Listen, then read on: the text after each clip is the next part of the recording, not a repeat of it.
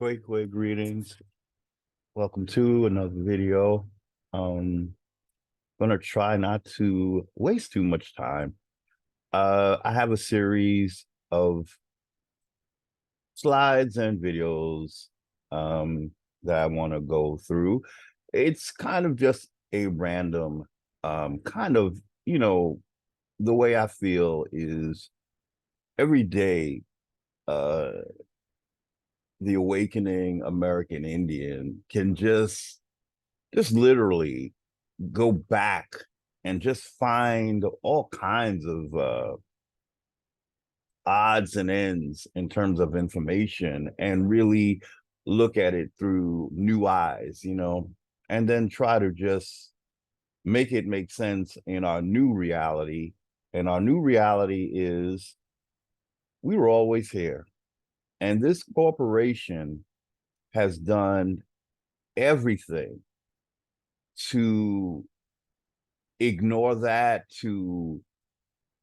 uh to lie about that, to make an alternate story, an alternate history. And so, it's now just with new like 2020 vision.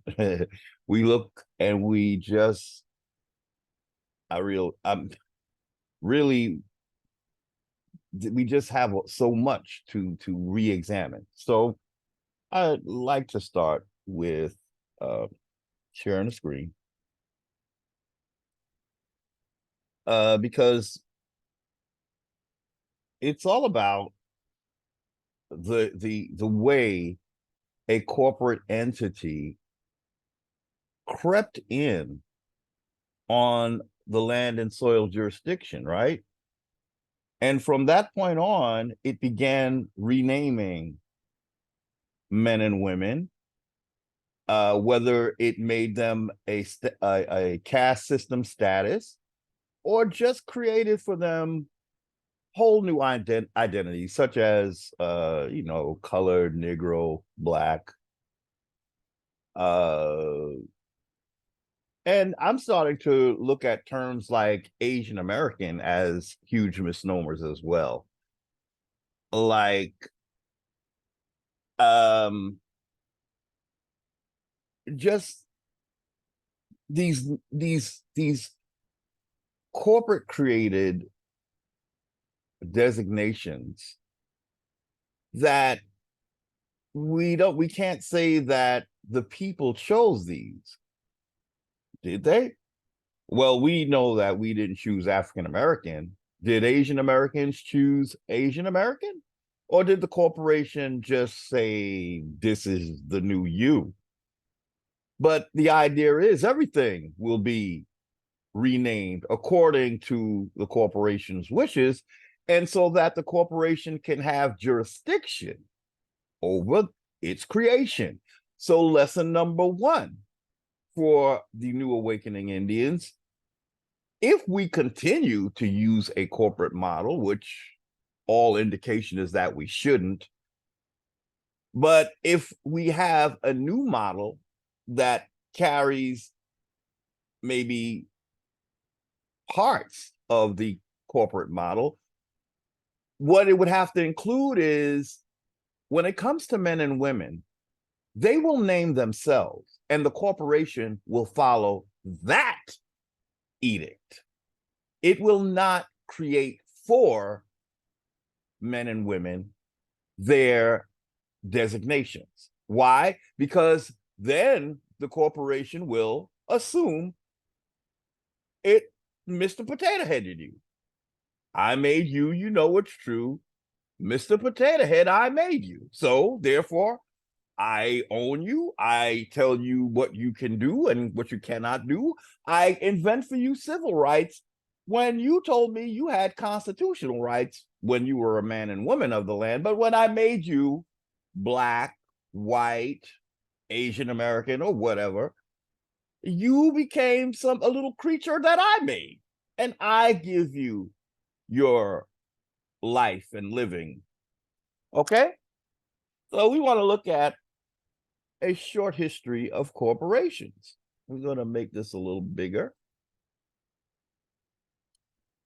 I was very glad to find this because it basically confirmed something that I had deduced, and which is that the corporation model, the corporate model, it was nothing that Indians created. It is coming to us from, well, let's read some of this article, or maybe we'll get through the whole thing and see what's going on here. Why we don't want this model? Who does it belong to? Who created it? We have to create our own, and whatever we call it, we make sure no one renames it. Don't abbreviate it. You'll say the whole entire proper name that the American Indians have given it, and it shall not be abbreviated or shortened, because that would make it something that someone else created, unless the Indian decides to own the abbreviation. We'll say, okay, we'll abbreviate it. It will still mean the same thing. It's all up to the American Indian, right? When the American Indian understands that they don't want to be under a corporation. A lot of our Indians think, oh, all we have to do is play the game. It's a game, we understand, but all we got to do is play it. Well, see, you didn't make the rules, Indian. So this is not a game meant for us to play. It plays us. The minute we think that we can play it, you're already losing. You're in a foreign creation. Point blank, period. So let's start reading. What is a corporation? This is a short history of corporations. Let's even make it a little bigger, okay? As long as it's still in our margin. Okay. What is a corporation? Ambrose Bierce, or Bierce's Devil's Dictionary defines it, Devil's Dictionary, as an ingenious device for obtaining profit without individual responsibility. Did I not just say that in one of my videos? Oh my God. See, I'm reading this along with you. I skimmed through it. So some of it I didn't actually, but let's start again. What is a corporation? Ambrose Bierce's Devil's Dictionary defines it as an ingenious device for obtaining profit without individual responsibility. So a foreigner comes and profits off of American Indians, but they never take responsibility for what the individual is doing, because the individual is a quote unquote corporation. So in other words, men and women from foreign nations get to come over and just mess up your shit and take no responsibility for doing so. And they make money off of it in the whole, operation. It is a legal construct, a charter granted by the state to a group of investors to gather private funds for a specific purpose. It is a legal construct. It's a corporate construct, a charter granted by the state. Now that's where I am not sure this is correct. One of Anna's latest videos, she said it has to be a sovereign that grants such. So the state, I'm not even sure the state was around when the first corporation, which this article will talk about, the East Indian Corporation. I'm not even sure the state existed, but we'll read further. The state does have more sovereignty than a federal agency or federal government does. This is also something that Anna has taught us. So you would never guess that the way the federal has swung into authority, unbeknownst to the American people. What they did was, again, they recreated the state as a federal entity. There is the land soil version of the state. This concept, I for some reason, it seems hard to explain to, I feel like when I say it, I'm not sure it is heard because people just think, well, a state is a state. But so often, when you hear me say state of New York is different from New York State. State of New York is a creation of the feds. Let's simplify this. State of New York is a recreation, a legal, not lawful, a legal recreation of what was once a land soil physical thing. A state is a physical thing with specific metes and bounds. New York State has physical dimension, whereas the state of New York is a corporate fiction that allows the federal government to run the show. So what happens to New York State? Well, it sits in limbo. There are no men and women who are fulfilling those assemblies, right? State assemblies. So the federal government has done that for you with its clientele, foreign representatives representing the corporation, not the state, not the men and women of the state, representing the corporation. So the corporation has thought of everything. But when we break it down, it's simply a series of duplicates, duplicating men and women, duplicating physical land masses. I posed the question in one of my videos, what was Morocco when it recognized the United States corporation? What was Morocco? Was it a corporate entity or did it actually have a physical landmass? Well, according to when the state or country of Morocco appeared, it was after the United States was recognized by quote unquote Morocco.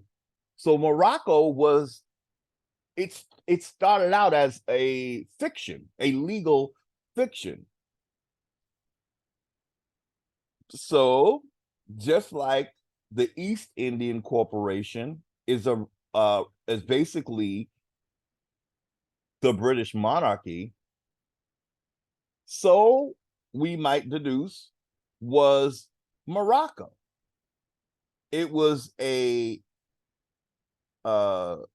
legal fiction for a sultan or whoever the royalty was of the fictional Morocco. See, they create a corporation and name it as if it's a country, but it has no land. That's the same thing with the UN, the United Nations. They sit on American soil, but they truly don't have a landmass of their own. and Anna talks about that. I can't speak to it too much right now, but suffice to say, it is acting as if it's a independent type of entity. Well, yeah, as a corporation you are, but where you exist, you are on American soil, and you're not representing America. You're trying to represent every country, right? Interestingly, the American Indian is not represented in the UN, although it sits on our landmass. So we are conveniently left out, right? We are called Black, and that is not a nation, right? So we would never be part of the United Nations, but we don't need to because it's a corporate fiction. We've got to separate ourselves from these corporate fictions. So let us continue reading this. Originally, charters were granted in the service of a public purpose. Granted by who? I don't think this article is addressing that. But let's read on. Maybe it does. Okay. Originally, charters were granted in the service of a public purpose. Never believe that lie, because that's exactly what it starts out as. But the goal is to own the public. So that's part of the model. Just like when they send, I feel like the whole, what do you call it? Indentured servant thing in America. It was meant to soil the hands of the American Indian, because later the corporation would call it slavery. When it was introduced, it was indentured servitude. It was a completely different thing from slavery. But we got our hands dirty. The corporation brought us a form of servitude, and then they conveniently called it flat out slavery. So it looked like we were guilty of slavery, right? And the American Indian really, they would not have had the same agenda as, say, a Roman Catholic entity would. As the American Indian, we didn't have a formal religion that we were pushing onto the slaves. So there really was no colonizer reason for American Indians to engage in slavery. We would have engaged in indentured servitude, which is different. Indentured servitude is for a time. It is working for a time.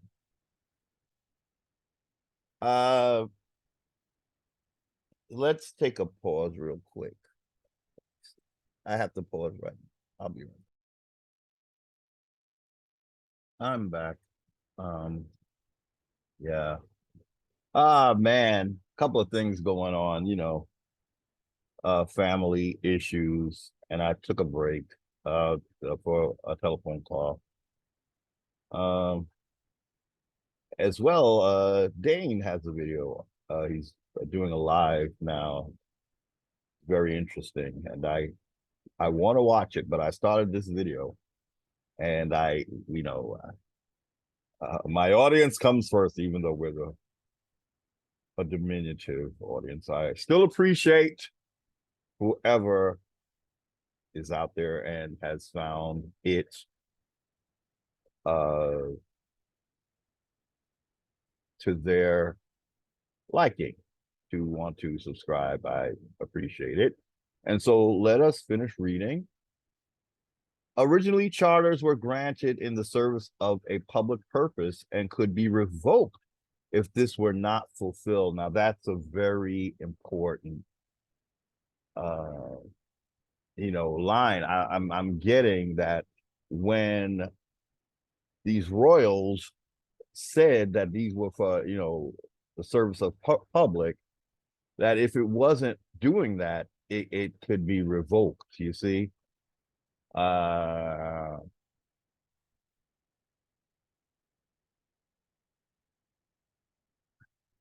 or how would that work if I'm reading it correctly? So, hmm.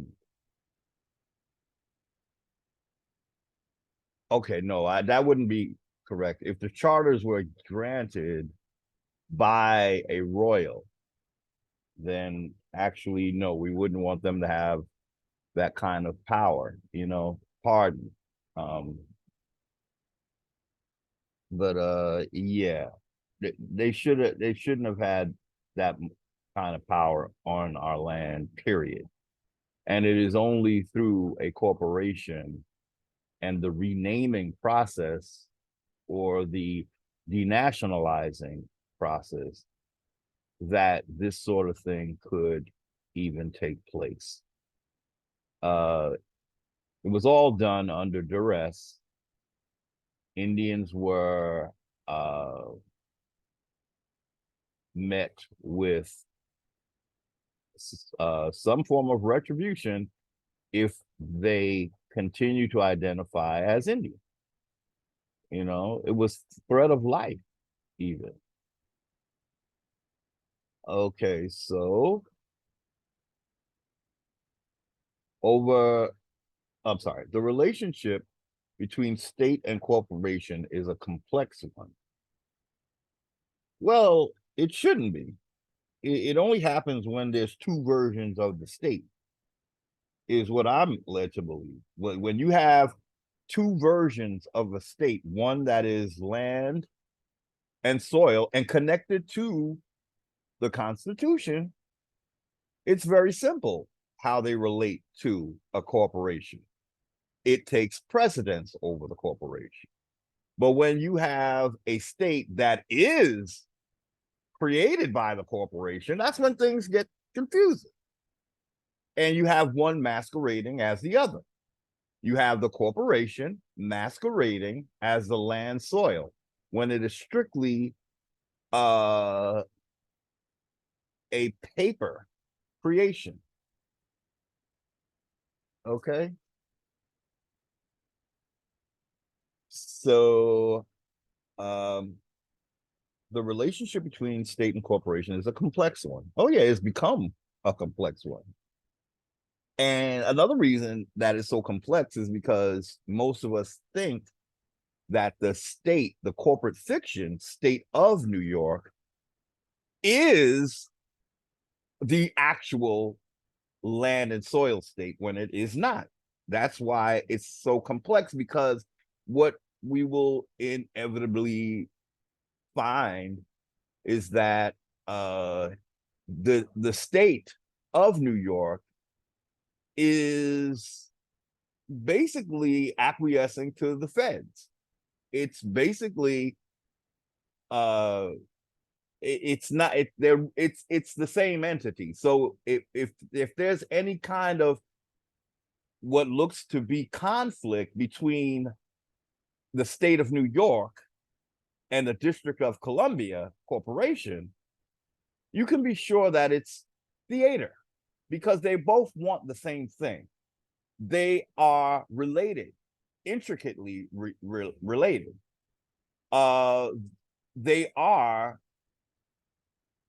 like, you know, they are each other, one and the same. So again, whenever we see what appears to be a conflict, you can be certain that that's just for the looks of things, to make it look like there's some pushback. That not really. No, they're the same thing. They want the same thing. Both are corporations, and both of them have a bottom line. Whereas New York State, that would be the people, not agents of a corporation. This would be the men and women of the land, who are often just left out of the whole process. How are they partaking in the process? Well, they get to vote for these foreign agents. That makes them feel like those people represent them, and they don't. Okay.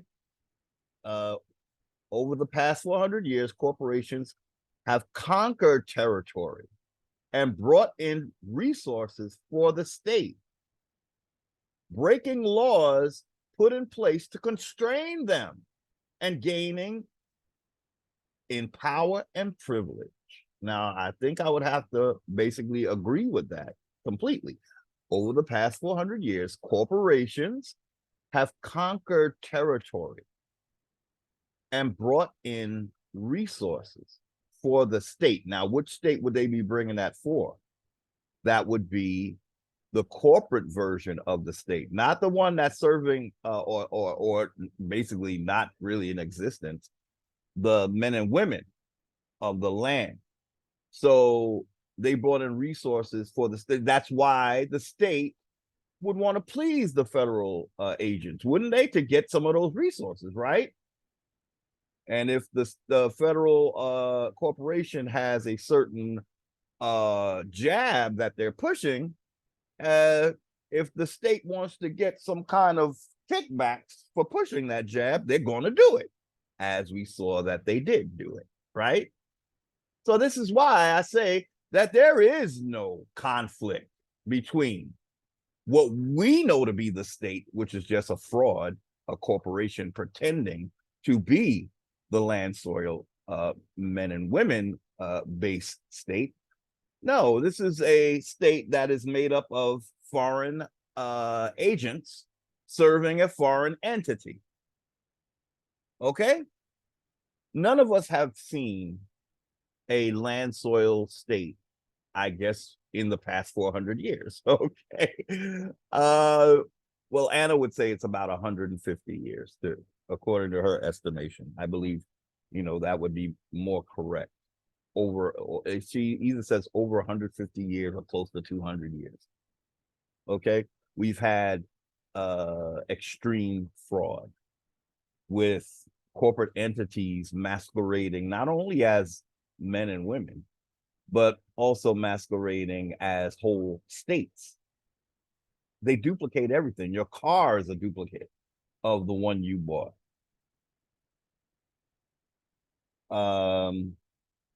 Because they call it a motor vehicle, right? And a motor vehicle belongs to a corporation, right? Right. So they have duplicated you, your car, your wages have been duplicated into income. So your wages are now income that are taxable, whereas your wages, if they were wages, they would not be taxable. So everything in a corporation is being made a dead entity, which later on they will claim that that entity has long been lost at sea. So then we come to collect everything that belonged to the living entity because it was killed when it was turned into a corporate fiction. But they will say that no, it was abandoned or something to that effect. That's what a corporation does. This is why we don't want a corporation to be our superior model for a nation.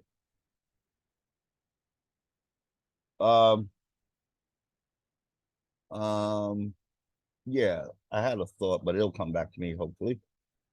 History shows a repetitive cycle of corporations overreaching. That's exactly what Congress did. Overreached its 18 or 19 enumerated functions or services. It's an all-consuming entity out for a profit or huge, what they might call donations from people that it killed off in the real world and made into dead entities. They can claim all of those belongings. History shows a repetitive cycle of corporations overreaching, causing such social turmoil that the state is forced to rein them back in through regulation. Well, the state should have always had more sovereignty than the federal entity. So again, I think this is theatrical. There is no state if the men and women are not assembling. And this is what Anna has reestablished. Men and women. Now you might say, oh, then we all can join and be part of the real land soil jurisdiction and the men and women of the state. No, you cannot, unless you have declared yourself to be sovereign as a state national.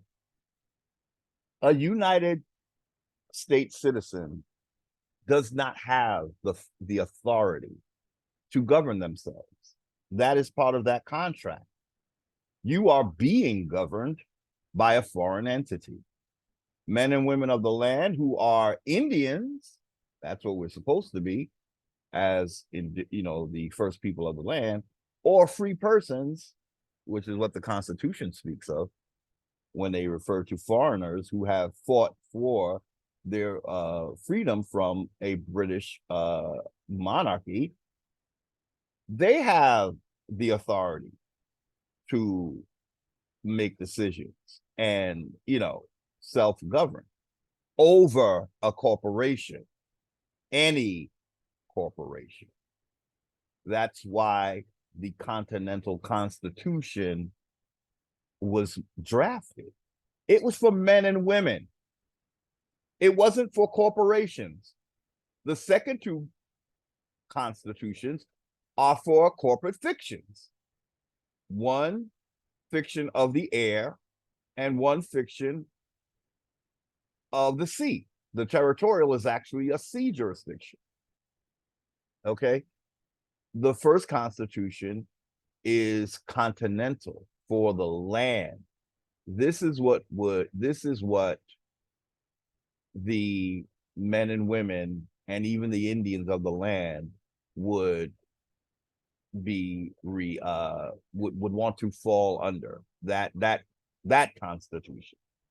But again, the corporation has overreached its authority, and it basically has us where we cannot even claim the original Constitution once we have contracted ourselves to be United States citizens through a series of contracts, the birth certificate, Social Security. And as you see, these are things that the federal government are basically forcing on us, that we don't know, or we're not been told that, or given full disclosure that we don't have to have these things, but we're told that we better, or else what? So that's a threat. It's a idle threat, because if I'm not a United States citizen, then I'm a state national or an Indian when we refer to the original Constitution. But the federal government is going to act like it doesn't know what that is. You have to be a United States citizen in order to work with us. Yes, we know that. And we know what working with you has done to us, made us your slaves.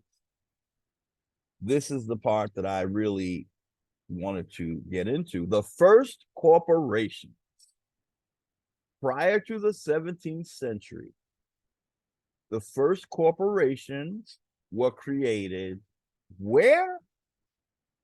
In Europe. Why does America have a European construct running the show? When we could say that we had a treaty of peace and no, I'm sorry, that's the wrong treaty. Oops, wrong one. We had the law of peace, right? So why do we have, again, prior to the 17th century?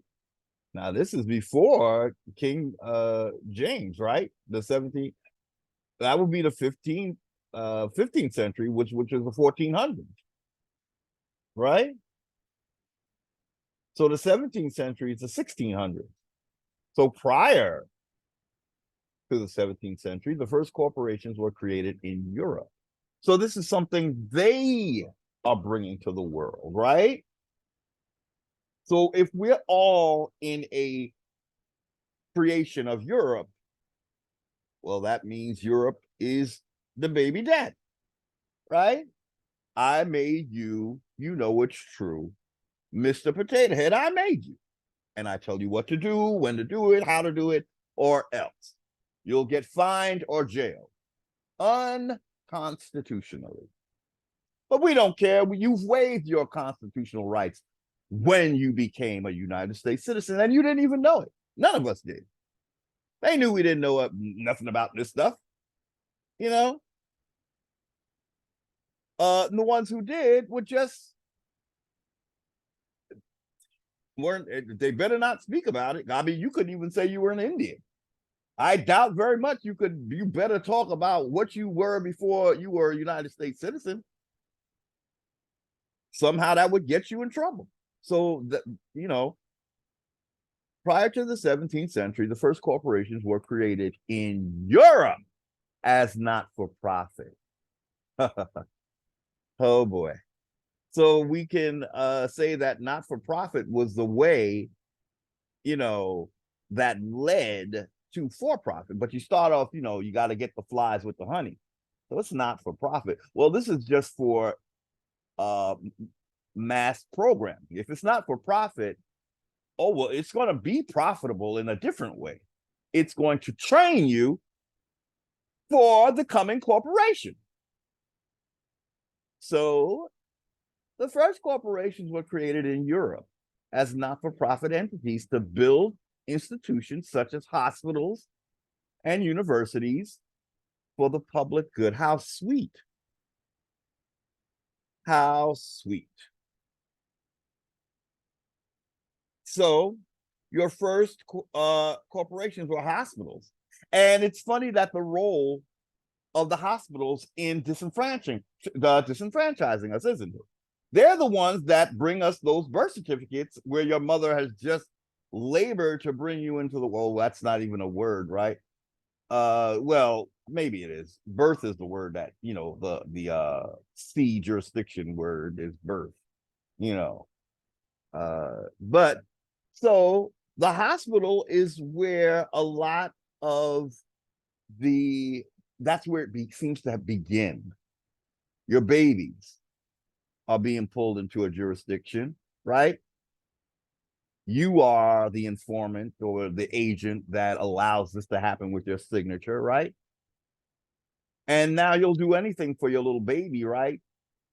But the baby isn't your baby anymore. So you will do anything in your power, even though you don't know that your baby is not your baby, to make sure that you fall in line, right? With the program. So you have to send your babies to school because your babies are owned. So then that's how the parent gets pulled in, basically. Then the university. See, now we have the hospital and the university. That's all about, would you say that's about taking your children from one corporate thing to another? The hospital incorporates you and the university indoctrinates you, and your poor parent is just along for the ride, and they better not send you to school, right? So there's your first, what we might call inland piracy. Maybe we can say it starts in the hospitals for the public good.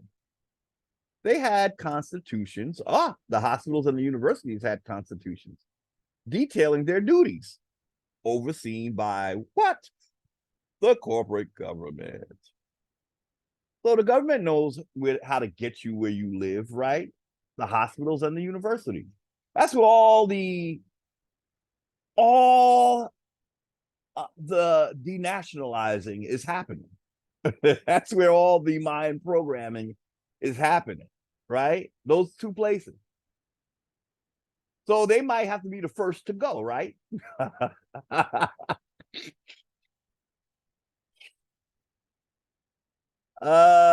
Yeah. I mean, or seriously, let's say seriously revamped. They had constitutions. Interesting. So that maybe that's where the idea of a constitution came from. Hospitals and universities detailing their duties. You see, it sounds like even a constitution existed before ours did. And it was the constitution of corporations like hospitals and universities. So they took a corporate model and turned it into a government model.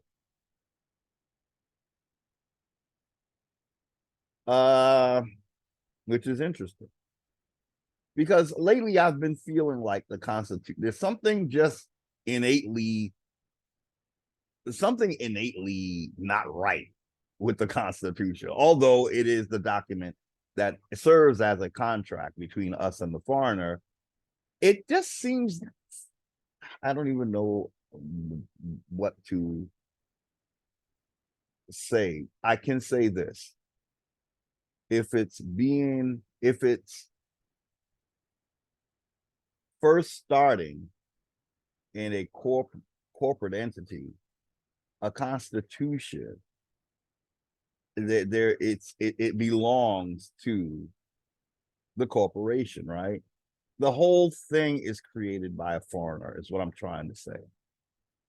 So as American Indians, we might want to, I don't know, rename these things, and revamp them, Well, we never were supposed to really be under the Constitution. It just was a document that referred to us in terms of it only was to, monitor commerce, but trade, as we learned in one of the last videos, trade is different from commerce. Commerce takes place on the high seas. So what am I saying? I'm saying that business between Indians on their landmass, whether it be any of the states, is not technically commerce. It's trade. You see? Trade. What might I say, or what might we conclude about trade? Trade, if you think about the word itself, it's not necessarily going to even involve money, right? It could be just trading goods for services or something like that, or goods for goods, right? I have this, you have that. I trade you. What you don't have, you will now have. And what I don't have, I will not have. That's trade. You're trading. It's not necessarily any money involved, right? It seems that commerce has an element of profit, whereas trade is more like an equal, no one is getting over, really. It's something needed for something needed, Whereas commerce, again, it has this element of profit and having to profit, Trade, not so much. It's profit on both sides, and it doesn't have to be even in gold or silver. Whereas commerce, that's what the Constitution talks about, legal tender, right? And only gold and silver. Oh boy, did we just break down something? Is commerce gold and silver based? I would have to say yes. Whereas trade is not gold and silver based, right? Trade is anything based, right? That's something to think about. But the corporation is looking to get at that gold, right? Whereas a man and woman, they just trying to sustain themselves through trade. I don't have sugar. You have sugar. I have cotton. We trade, So now we both have. And no gold was even involved. But the corporation has already deemed, well, for a time, until they got all the gold, and they didn't need to use the gold standard anymore. They had all the gold, right? So they had to give us a fiat system, right? And the fiat system it's like playing Monopoly.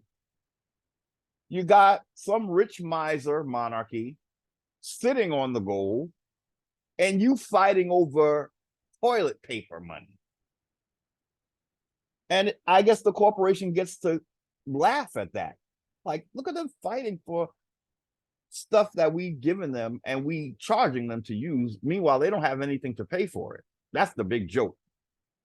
We charging them to use that money. It was supposed to be given to us as credit, the money. We shouldn't have been paying to use the money when you have all the gold. How can we pay for it if we don't have any gold? You're right? So the corporation is out to get over, right? Whereas trade is not about getting over. It's a mutually beneficial thing, right? Okay. Okay. They had constitutions detailing their duties, just like Congress did. And we see what Congress did with those duties, right? It multiplied them to the tune of, oh God, from what, 19 to 300, over 300 duties that it gave itself that we have to pay for. And then they talk about we have a debt. No, the hell we don't. Not if you racked up that bill, we don't. But of course, as a United States citizen, you cannot question the debt according to the 14th Amendment, right? You cannot question the debt. You can't say what I just said, like, wait a minute, you racked this up. Why I got shut up and pay with that fiat that is not even legal tender. Fiat cannot cover a debt or satisfy a debt. But the corporation says it does, just to get you feeling poor and wretched, and like you're spending every dollar little piece of fiat you have till you have none. That's what the corporation does, sucks you dry. Okay? Gives you paper, ain't worth shit, and then tries to take that ain't worth shit paper. Why? Because I guess the corporation, I don't know, I feel like it's a soul harvester. Now, because now your emotions are involved, your soul is involved. So now they have some like leeway into your, your spiritual makeup, stressing your spirit as a means to break your spirit in a corporate system. Well, we already killed you physically. Well, not physically, but mentally, or in every other way but physical, right? But if we stress you out, that will begin to take a toll on the physical, won't it? Okay, only in the colonial companies, only in the 17th century did making money become a major focus. That's the time of King James, the 1600s, the 17th century, right? Only in the 17th century, but they already laid down, okay, the groundwork was already laid. Who laid down the groundwork if it wasn't King James? That would be the Roman Catholic Church. Let's call a thing and get it over with, okay? You cannot let a corporate entity rule over your mind. You have to call it out, right? And on that note, did we get a statement from the Vatican denouncing the doctrine of discovery? We did. I was going to do a video on that, but Dane beat me to it. So be it. But now more people are aware that this statement was made. But just like in the Dane Calloway video, okay, so how are you going to compensate, Vatican? You don't just make a statement like that and disappear. But I do realize it's partly our duty to make that noise.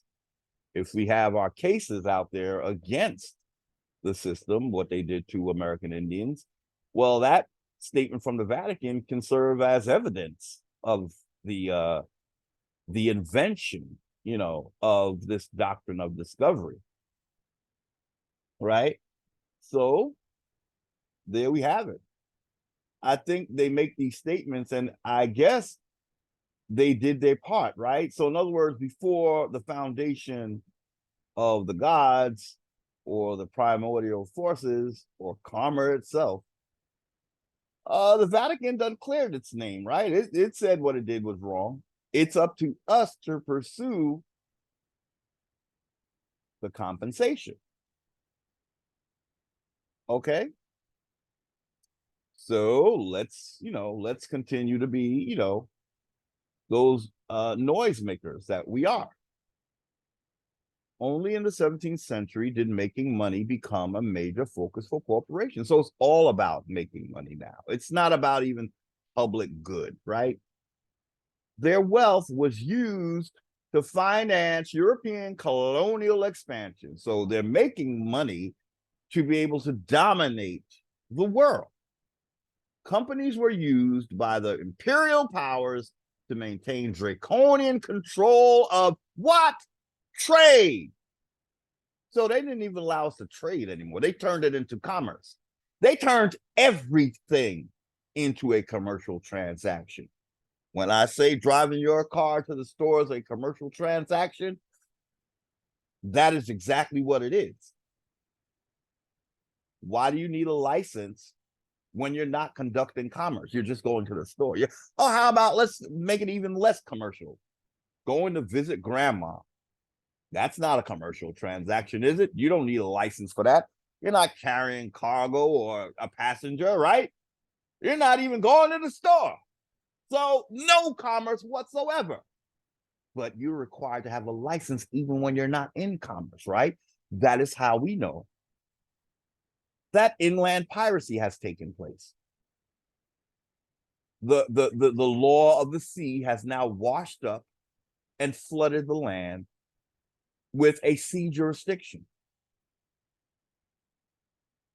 Companies were used by the imperial powers to maintain draconian control of trade, resources. They're controlling your resources now. The corporation now somehow gets its hands on your resources. They're not even yours anymore.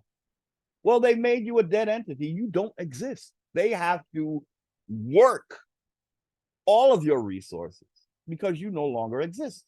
You have been absorbed and basically killed by the corporation. Let's see. Imperial powers to maintain draconian control of trade, resources, and territory in Asia, Africa, and the Americas. Now, what's the big, they like to throw in Asia and Africa, right? But where, out of all those three, Asia, Africa, and the Americas, have people been denationalized as a means to freeze them out of their own wealth? That only took place in the Americas to the American Indians, right? Right. So I don't want to hear about what happened to Asia or Africa. Both are creations of the Moors. America's the only one that is not a creation of the Moors. It is the origin of the Moors, I will say that, because it's the first landmass, the first civilization. But once they become traitors, they continue to lie. That's how you know that they're not your friends. And they don't have any say on this landmass because they went against, they turned the entire world against America. They have the world thinking that we're the babies in need of a baby daddy. So they have not acted in the best interest of the American Indian whatsoever. Whatsoever. Don't let a Moor lie to you. I like to say it this way. With all the knowledge they have of the law, they should have been gotten us out of the United States citizenship. They should have been objected to it. They never did. Why? Because they benefit from it. It is, after all, their creation. It is, after all, their creation. The Moors are the sea jurisdiction. That is where they thrive once they were let go by our American ancestors. It's been a vendetta ever since then. And who was let go? It was a priesthood, a very powerful priesthood known as the Amen-Ra priesthood. They transformed into the Roman Catholic Church. The Roman Catholic Church is the creator, not only of the corporation, but the doctrine of discovery. Apparently, also the creators of constitutions, right? Because a corporation is the first thing that had a constitution, right? Okay, so all this serves to do is to let us know for certain we are in a construct that we did not create and that was designed to, over time, remove you from your position of authority on your own land. You know what? This might be a video in and of itself. I see, I had other things planned. Maybe I just break them up into other videos, but we're going to focus on this corporation thing. This is important. Okay. So again, we don't want to hear about what these imperial powers did in Asia and Africa. Those were just puppets to make it look like, oh, this is happening to everybody, not just you Americans. What happened to the Americans was much worse. And again, when you ask yourself why, HERU, why are you saying it was worse for Americans? I'm trying to tell you that this was the first civilization. We were a major addition to these colonial imperial powers. They want to dominate that which precedes them. They want to dominate the narrative of America. They've made America the very last place that civilization occurred, but it's the exact opposite. It's the exact opposite. We were the first place where civilization occurred. And so after they create Asia and the Asiatic black man and the Mongolian Empire, all of that includes Asia and Africa. Then they make it look like they're doing the exact same thing in those countries when they are not. Again, how do we know? Because those people were never denationalized to the extent that we are, and still are today. We are the farthest thing from our true identity as American Indians if we go by this corporation, which even now, as we speak, they are still denying. Even now, with the Pope making his declaration, do you think that was to, quote unquote, African Americans? No, it wasn't. It was to what they created, Native Americans. And when they use the term Indian, it's only for effect. We know those people aren't Indians in the sense that they're the first people of this land. We did some videos to prove that they are Mongolian infiltrators. Where did Mongolians come from? They came from the Moors, the laboratories of the Moors, the incubators of the Moors. They use these people to create an alternate history for the Americas. What was America's original, unadulterated, no Moors included? What were we? We were Tamarian. And again, our Indians, they don't like that, but I'm telling you right now, it's the only thing where it's pre-Moorish, shall we say, pre-expelled Moorish infiltration, because that's what made them a separate entity when we expelled them.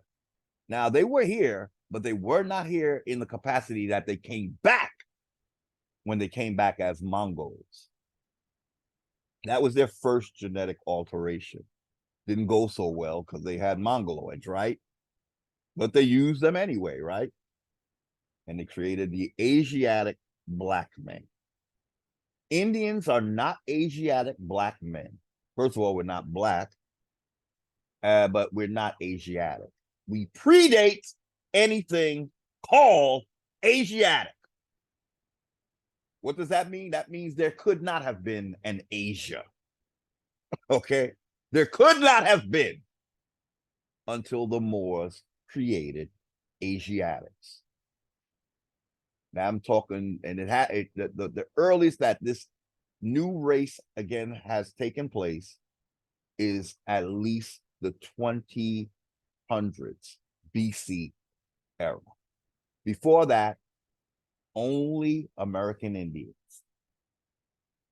The first time again that we get a variation in race, and what we get is a dark-skinned Mongolian, most likely with straight hair. First Proto-European was a Mongolian that looked like an Arab, or a straight up Mongolian. They're both Asian. East Asia, that's Arab, right? So that was the first new being on the face of the planet.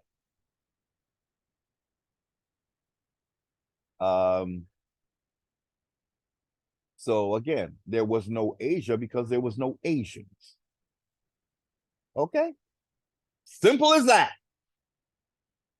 We were not called Asia. That could not have been until the Moors, circa 2900 BC or 2500 BC, any time in that frame. That's when you have an Asia. Before that, all you had was Tamarians, who later became known as American Indian.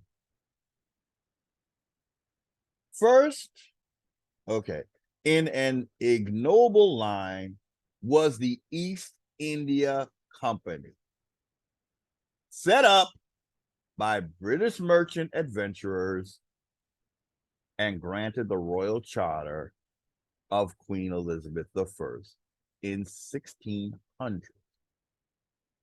Partners combined their personal stock, turning it into company stock, to create the world's first commercial corporation. So what was the world's first commercial corporation?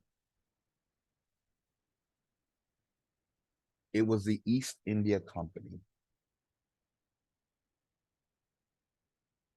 It shipped out gold and silver to Asia in return for spices, textiles, and luxury goods. Now, let's think about this. Come on, Indians. The Moors owned every place outside of America. They didn't need to really trade, have commerce for these goods, because they were the creators of these all of Asia, right? Everything outside of America. So what were they trying to get at, really? That would be America's resources. That is why American Indians, to this day, have been reclassified. And they want us to be in their Asia, Africa. They try to call us under their, if they take us out of being American, we don't have first dibs anymore. And we're in their Africa, Asia construct where they pull the shots. So that's what they're dying to do with us. But American Indians have a little problem. It's called their bloodline that the Moors can't get around. So they have to have us permanently in a position of inferiority. Because when we stand up, guess what? Bye-bye Moor. Bye-bye. Bye-bye Moor. Okay? End of story. So they would like us to be the Asiatic black man, right? That's something they created. Or they'd like us to be straight up African, another thing they create, right? Anything to take our first place away from us. If you think the Moor is your friend, you are sorely misguided. He is the one that has to smile in your face, to stab you in your back, and take what belongs to you. That's all he's here to do. That's all the Moors are interested in. If they were interested in God, they would not undertake such, shall we say, devilish maneuvers. Denationalizing people under some guise that they're sinners because they had their own spiritual system. What? Well, Morris, how would this work? Let me ask you, Morris, how does it work that you, the youngest religion on earth, get to tell ancient people who or what they're supposed to worship and then demonize them? You're the baby in the house, okay? You're talking to elders when you talk to American Indians. If anything, you can only learn. Well, you did learn. You did know. It's just that you gave up that truth in exchange to create something new under your jurisdiction. That's why you couldn't go with our ancient systems. And you did everything you could to beat it out of us. But guess what? You can't beat blood. They tried that, but they still tried that. That all their technology is meant to upstage or over reach the bloodline. If they create something that they could put in your blood, they can say it's not your blood, right? If something is swimming in your veins right now because of some jab, according to the Moors, no, we're going straight to source. I told you I go straight to source, right? I cut through all the bullshit and I go to the primary. That would be a Moor. Whether they want to believe it or not, y'all the ones claiming every damn thing anyway. Do you think that's not going to come back to haunt you? When you are everything and everything is you. The American Indian never made such a claim. We never made such a claim. All we want is our damn land back, as well as our identity. And by God, we're going to have it. We're going to have at it. As I said in one of my other videos, and it was kind of profound when the ancestors gave it to me. Just like good things, bad things must come to an end. More than good things. Good things should outlast bad. So if they come to an end, you know damn well this wickedness must come to an end, but you have to get your head on right. The Moors are out to brainwash you so that you think that you're them. And if you're them, then there is no defendant in the case. Okay?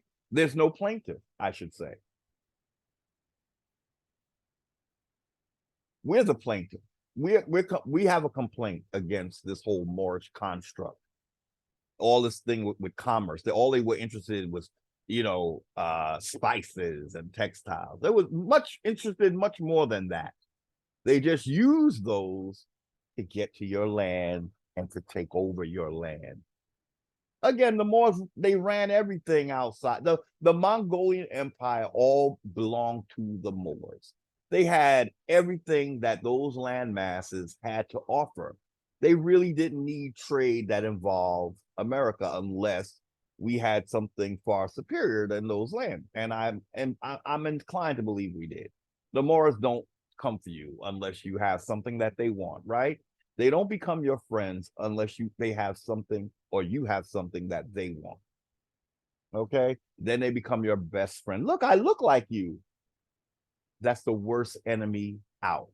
So please miss me with that bullshit. Just because you look like me, again, for the umpteenth time. All skin folk ain't kinfolk. No wiser words have ever been spoken. And we need to repeat them to the Moor who would like to believe that we're just all one people. It's just not so. We kicked you out for a reason. You broke away from whatever made us one. You no longer wish to be that because you thought you could have so much more if you broke away and dominated the world around the Americas. Then you came back. The world was not enough without America. So then you came back. And what did you do? You took ownership of everything that belongs to the American Indian through your corporation, which we are reading about. So let us continue. It shipped out gold and silver to Asia in return for spices, textiles, luxury goods, and everything a nigger could possibly own, even his life and his children. The East India Company expanded into a vast enterprise, conquering India with a total monopoly on trade and all the territorial powers of its government. Territorial. Well, again, India was a creation of this same corporation. So it is theater for them to sit here and tell us that it took over. We could say India didn't exist until the British called it India. What was it before that? Enlightened Indians? Bharat. A Bharat. Why did the British monarchy insist on India being called India? Well, they had to create a double for us, right? You got to begin that straw man somewhere. And to make us think that we're not Indian or that there was Indians before us, which is a whole lie. I mean, yes, it's a misnomer, but we did have that misnomer first, okay? When Columbus came here, there was no such thing as India, okay? The monarchy insisted that India be called, even Indians were like, why would we call ourselves India when our ancestors were known as Bharat? Well, the Moors didn't get their shit quite together back then, you know. Plans do get revised, and some plans are better than others, and they revise as they need to, right? So, Bharat became India in order to name them what we were originally called, Indians, right? We were the first Indians on the planet.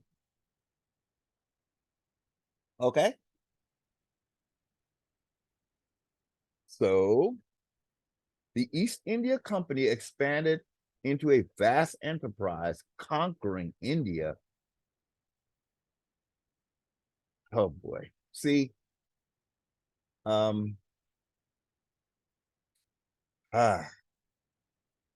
we got to look at the timeline because again, India didn't become India till 1940 some 47. Why is it being called East India Company in the 1600s if it wasn't India until 1900? Again, the magic spells of a monarchy in a Vatican. They write history. They make history. They there was no such thing as India when the East India Company was here. That has to be a rewriting of history. Was it just called the India Company? Oh, no, I'm not going to even say that. I'm not going to even say that because we were not India. That's another thing.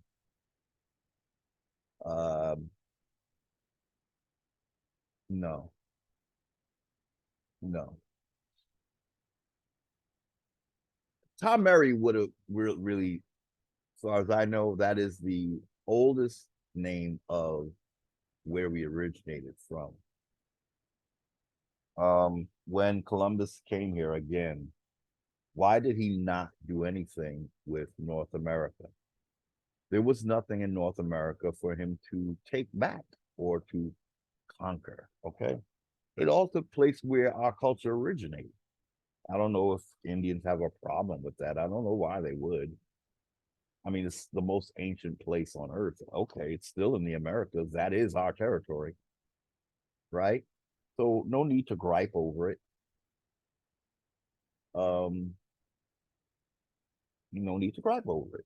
That is where it all began, in that area of America known as South America. Brazil was Tamari. Brazil was Tamari. It was Upper Tamari or Upper Egypt. Okay. Um, so what? How does that work out? It works out that Columbus only came to where what he referred to as Indians were, but we would have been Tamarians because that was what it was before. You know, they had to rename that because they didn't want us to know that Egypt was in the Americas. So they had to quickly come up with some other term, and they just came up with India, Indian or whatever. But that's the high Tamari, Tamarian, you know? So it is a misnomer of sorts. But again, it's the earliest that we contracted with this corporation. And the corporation did breach the constitutional contract. They did breach it.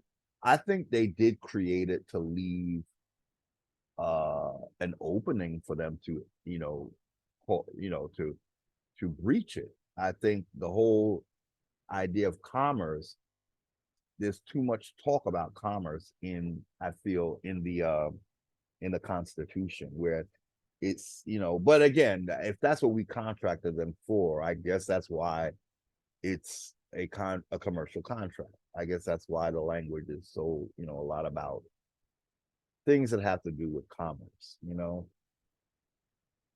I guess we'd have to, one, like I believe Anna did say, we have to look at the Bill of Rights and the Declaration of Independence to really see where the people stood, men and women. Uh, Again, the Indian got lost in the sauce, but we were and should have always remained the first people of the land who have the highest authority over corporations and immigrants, in terms of we should get to say when our borders are closed if we feel that you know there's a large influx of foreigners. Well, who would want that? Would China want a bunch of quote unquote Negroes to take over China? No, they wouldn't, right? Would Germany want an influx of people who are not German to all of a sudden be German? No, they would not, right? No place would. That would include the Americas. We don't want that either. Okay. So we would have a say, not some foreign government that's looking to replace us with foreigners for its so it can run our land and our resources, right? Meanwhile, the whole every step of the way they're stepping on us. They think that's going to fly with the ancestors, who are now much more powerful and much more capable than when they were here. And that's what we have to rely on. I realize the ancestors can do things we cannot do if we call upon them to do it. And I would like to say I would propose a mass day of prayer to the ancestors for their help, for all American Indians. It would really, I think it would really, you know, cause a shift. There's things that they know that we don't know, and we would need them to work that for us, bring it to the light for us, make it crystal clear, you know. Um, yeah, I mean, we could all start in our own individual ways with this prayer to our ancestors of our bloodline, our agreeable ancestors that agree that we deserve to be. And I tell you, this is why I tell you the story of the gods, because they all agreed that Heru should have his birthright back. That's why Heru is the name I go by, because that is a deity that got his birthright from a thief, a family member who was his same race. That thief was called Set, his uncle. Okay, but let's finish reading. It shipped out gold and silver to Asia in return for spices. I'm inclined to believe, I just don't think spices were that important. I truly don't. I don't know why they love to talk about spices. America would have had more spices than anywhere, if you ask me, because of the extent of our land. You know, from Canada to Brazil. That's a lot. You know, covers the whole extent. You know, of the latitudes, right? Basically. So I would think that the majority of the spices were in the Americas. If we, established our trade routes, we'd be good because we'd have stuff coming from Brazil. We have all the food groups, so how can we not have the spices? You understand what I'm saying? So this lie about spices, I'm so sick of it because it seems so. I know these damn Moors were not interested in spices. That's all I have to say. Now, the first two, gold and silver, now we're talking more. Now you're getting into the Moors' playground. That's all they're interested in, okay? Power and resources. Control. Re-educated TV said they would stop at nothing for complete control of power and power, okay? Stop at nothing.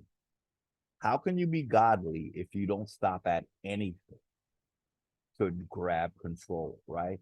Anything is what the brother said, good or evil, okay?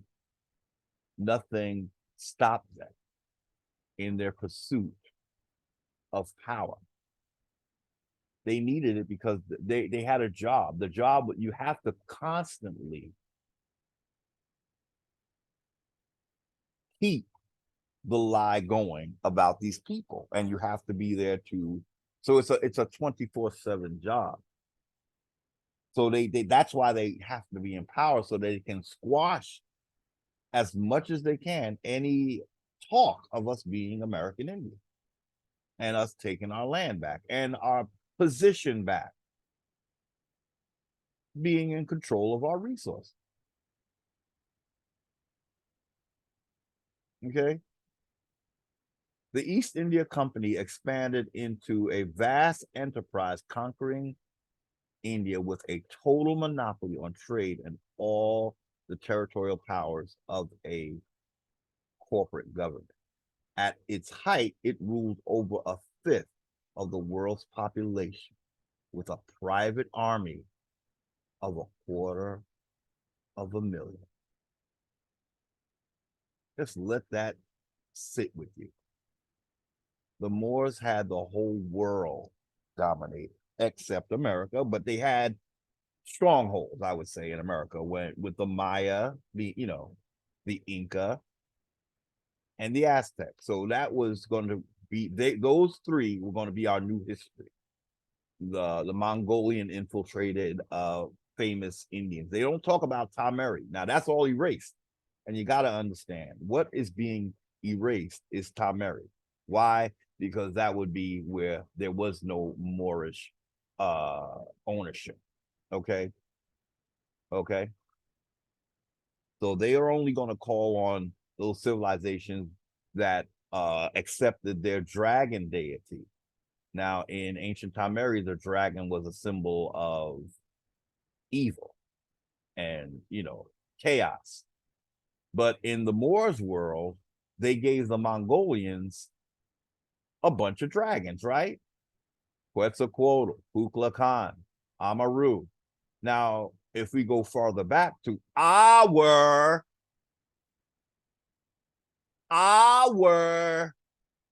civilization, Mary, you'll find that a dragon was malevolent, and it was called Apep.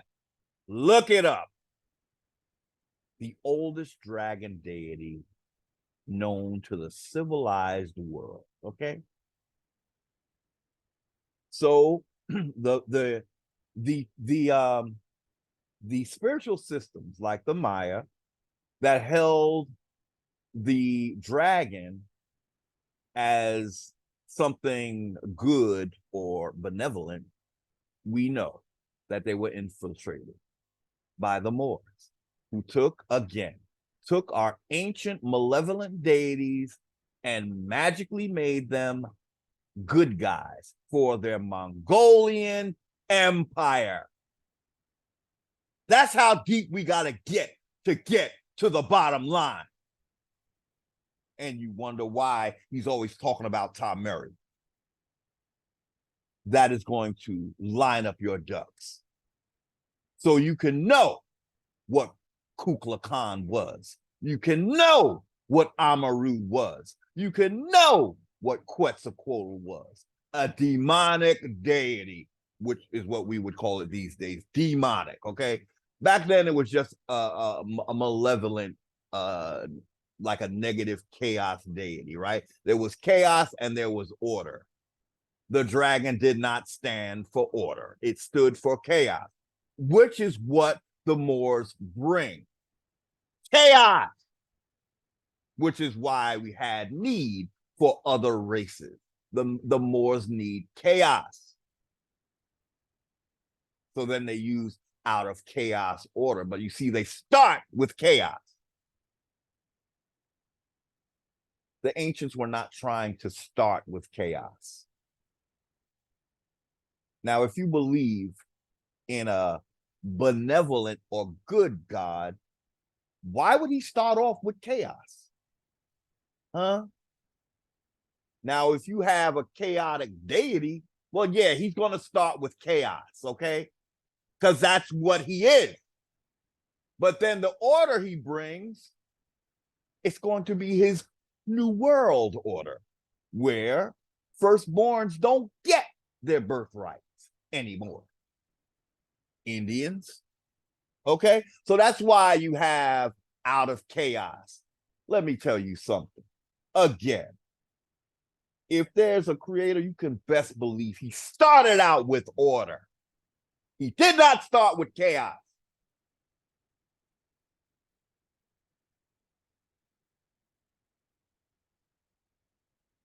Now, if you want to call raw material chaos, have at it. I don't believe the material of creation can be called chaos. If you know what I mean. Like, if we go with this whole creation thing, you know, it's just raw material. Do we call raw diamonds chaos? No, they're just raw diamonds, right? Or, you know, diamonds in the rough, right? But again, if you start off seeing the world as chaos, nature has an order. That's all I have to say. Okay. There's an order to it. You can call it chaos if you need to. And if you're a chaos deity, you would like to believe that it's chaos. You know, well, you bring chaos, so that's why you see chaos. Maybe it wasn't chaos. Okay. So the East India Company, well, we read that. Okay, let's move on. The American Revolution. In America, resentment was brewing against British rule, including corporations that ran American colonies with ruthless monopoly powers. Royal charters decreed that raw material was shipped from the colonies to Britain for manufacturing, with the colonies forced to purchase the finished goods. Imagine that. Using my backyard to grow my vegetables, and I'm forced to buy my vegetables from a foreign entity because they think that they were what? Chosen by God? Well, your God must certainly be the devil because your actions are all the way backward. Chaos. How about it would even be if you had your own goods and made us buy those, it would be more fitting. It wouldn't be good, it would be more fitting. But to sell us our own shit? Come on now. Get real. The American Revolutionary War began in 1776 with a determination to rout the British. Adam Smith, the father of free trade theories, who published Wealth of Nations in the same year as the Declaration of Independence, 1776, argued that large business associations limit competition. The pretense that corporations are necessary to the better government of the trade is without foundation. Now, let's read that again because it kind of doesn't read too well to me. I don't know. The pretense that corporations are necessary to better the government, is that what it should read? Well, okay. The pretense that corporations are necessary to the better government of the trade is without foundation. Okay. Ending colonial monopoly. After independence, American corporations, like the British companies before them, were chartered to perform specific public functions. Digging canals, building bridges. Their charter lasted between 10 and 40 years, often requiring determination of the corporation on completion of a specific task. Wow. Setting limits on commercial interests and prohibiting any corporate participation in the political process. Britain had fiercely protected its own textile industry and forced the Indian market open. In the words of Governor General William Bentinck, the bones of the cotton weavers are bleaching the plains of India. The bones of the cotton weavers are bleaching the plain of India. Conditions under the colonial capitalists led to the rebellion, mutiny of 1857. In 1858, Britain reigned in the East India Company, dissolving its territorial power and making India the responsibility of the British Crown.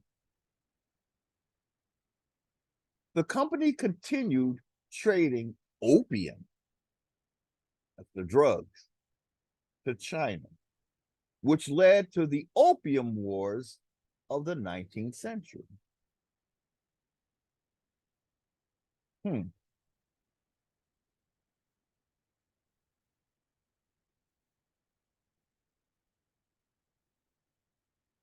So when they talk about Indian, they're talking about India, you see, causing confusion. But where was cotton made, right? The bones of the cotton weavers are bleaching the plains of India. Isn't cotton from America? So what bones are we talking about? Are they trying to say that India was creating cotton or producing cotton? Is that what they're trying to say here? Britain had fiercely protected its own textile industry and forced the Indian market open. In the words of Governor General William Bentinck, the bones of the cotton weavers are bleaching the plains of India. So what, I don't know, does that mean that the cotton was grown here but woven in what they're calling India, which would have been Bharat? Who knows? Who cares? The bottom line is, like Anne always says, at the bottom of the dunghill, you'll always find Britain, and then under that will be the Vatican.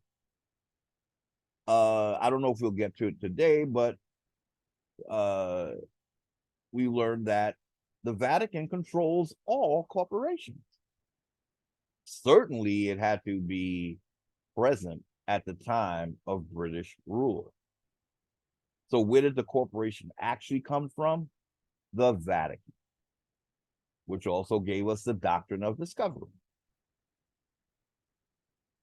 Okay. So can we talk for real for a minute? Is it in the Indians' best interest really to be a Christian? You've got to really. I know a lot of our Indians feel like, oh, your religion is your business and blah blah blah. Is it really? Is it really? If you are taking on the religion of your colonizer, how is that benefiting you as an Indian? Somebody gonna have to explain that to me, because it will never make sense. If we're gonna do a damn thing, we're gonna do a damn thing all the way, right? We're not going to say, well, I want some of the colonizers' doctrine, but not that one. That's not how the corporation even works. You take a little, it's a lot. You call yourself black, that's a whole different jurisdiction you putting yourself in. Those who say black Indian, no, ain't no black Indian, it's just Indian being denationalized by being called black. That's what that is. So you can't be a black Indian, okay? We just gotta get really adamant about the situation. It's not a time to coddle old shit. You can't put new wine in, what do they say? Old cases or something to that effect. Well, I don't even want to use, again, here I'm telling you that we don't want to be Christians, but I'm quoting the Bible. Does that make any sense? Huh? HERU? Huh? Well, a lot of the let's be even more real. A lot of what is in scripture was really from ancient Tamari, and I'm just going to leave it at that. Just rewritings of ancient Tamarian. Okay, that ain't to diss nobody. It's just that once the corporation molds it, it becomes a product of the corporation. So it may have originated in Tamari, but once a spin is put on it, it's no longer Tamarian, right? It's a creation of the corporation, right? And we know what happens when you're a creation of the corporation. They own you. Okay. Okay. The company continued trading opium to China, which led to the Opium War. Everything they do leads to wars, right? Anyway, corporate personhood. Corporations, as we know them, came to being in Britain. Here we go again, y'all. Do we need to make it any more clear why we don't need a corporate model here in the Americas? If we ever did use that model, I don't think we should. But by the nature of this beast, we would have to make sure that only Indians ran it, you see? Because we would have to keep a keen eye for hijacking. But again, if the word came from a foreigner, shouldn't we get rid of the word instead of trying to redefine it? I say get rid of it altogether. We don't want to deal with dead things. A corporation is a dead entity. We are in the land of living. Let's find words that are conducive and consistent with the real living world. Okay, we don't want to bring the dead because they're dead. Let them rest, okay? Let the dead thing rest. That's why it's dead. That's why it's a dead entity. We don't do zombies, right?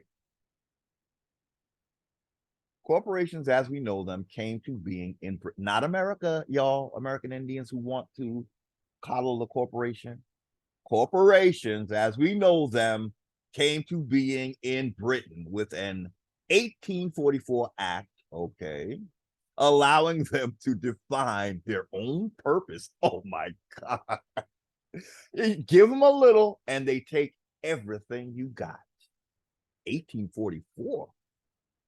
Corporations as we know them came to being in Britain. Well, we already saw the India Company, so that already, it starts off nice, non-profit, right? Not for profit, right? And then look what happens. An act of 1844 allowing them to define their own purpose. The power to control them thus passed from the government to the courts. Oh boy. Oh boy.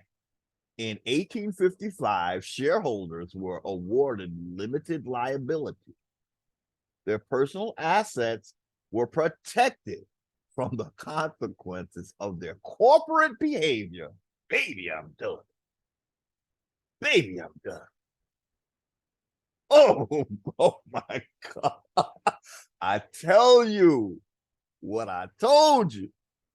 The corporation is a model for slavery. It is a model for foreign domination. We don't need it. We really don't need it. And if we're really serious about cleaning up America, we will not have this model because it allows, again, their assets are never touched. So if I can't sue you for all you got, you get to still thrive and survive, right? And continue your bullshit, right? With your limited liability, right? This is why we don't want a corporation. We want anything that's in the world of the living has to be accountable for what it does. We don't want some entity that's trying to duck and dodge consequences of its doing. In 1886, a landmark decision by a U.S. court recognized the corporation as a natural person. Baby, I'm done again, boo. I'm done. I'm starting to burn now, baby. I'm past done. Boo, I'm on fire. Uh-oh. When I see the 14th what? Ay. Thank you, ancestors. I just thank the ancestors. I knew I had to do this. Thank you, ancestors. So you know what? This is gonna be a video unto itself. I had other things. You see all them tabs? We were gonna go through all of that. All them tabs at the top of this page. I ain't gonna do that to you today. It's Sunday. I know you're tired and stuff. Probably came from worshiping that beast. You got to stop that, y'all. It's better to watch a video like this than to do some of that. I'm serious. I'm serious. If you're an American Indian, I'm serious about that. Okay. In 1886, a landmark decision by a U.S. court. Now, they just told us that the corporations, the power to control them, went to the courts. So the courts are working for the corporation. Hello. Not for the people, y'all. Okay. In 1886, a landmark decision by a U.S. court recognized the corporation as a natural person.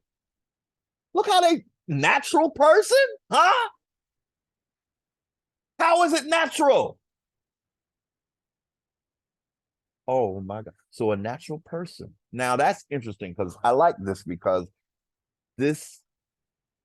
we would have to look up natural person, but I guess that's because I'm thinking of the Constitution referring to free persons. You know, it didn't say natural persons, though. You know, it should have said free natural person. See, that's how I think the Constitution was even worded a certain way to allow for these kinds of shenanigans to take place later on, right? A natural person. Uh, the 14th Amendment to the Constitution, no state shall deprive any person of life, liberty. Okay, so the corporation shall not be deprived of life. Now it's a dead entity, so I don't know where the life is coming from. Oh, that would be everybody who works in it. No state shall deprive any person or corporation of life, liberty, and or property. Whoa. What happened to the pursuit of happiness? Huh? Ain't the corporation want property, right? With us, they talk about the pursuit of happiness. That's some bullshit, right? We need property to be happy. Okay. Life, liberty, or property. Ooh.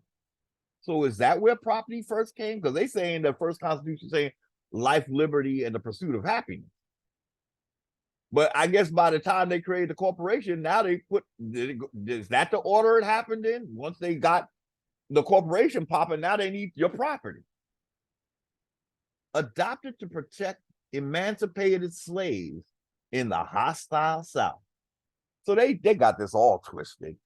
So your children being emancipated from your authority by the Emancipation Act, where again your children working on your farms because the corporation is looking to end you having any trade of your own, right?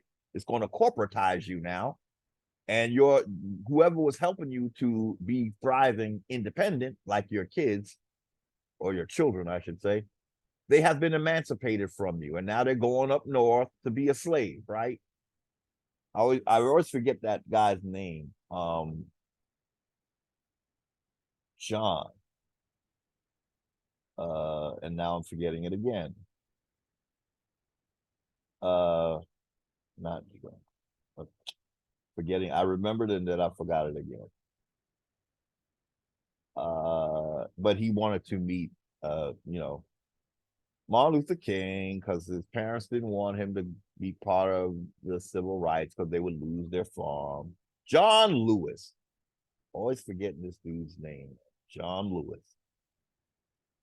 I think he's like an example of an emancipated quote unquote slave because he was underage, yet he had been liberated to go against his parents' wishes and basically put them in danger of losing their land by him joining the civil rights movement.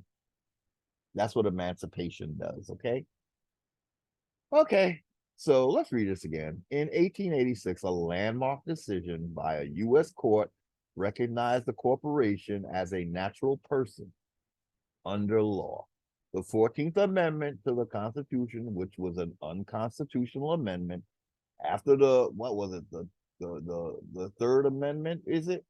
All other amendments were done without a quorum of Congress. The South was not included. So Lincoln created a corporation. What did they say he did? He bankrupted the initial corporation and recreated a new one or something like that without the South, basically, right? Is what I understand, but I would have to validate that. The 14th Amendment to the Constitution, no state shall deprive any person of life, liberty, or property. Wow.